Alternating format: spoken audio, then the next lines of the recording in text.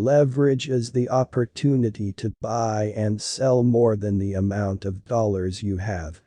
For example, if you invest 1,000 and allow 2,000 to be traded, then leverage 1.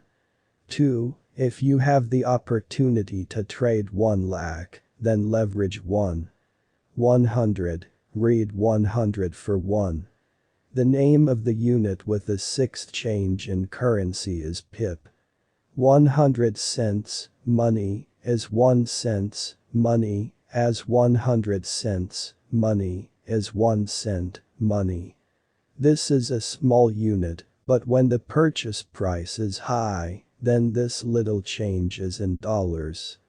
There are many. For example, if you increase 1 pip by Rs. 10 rupees. Suppose Euros United States dollar rises from 1.3050 to 1.3051, then Euros United States dollar rises 1 pip.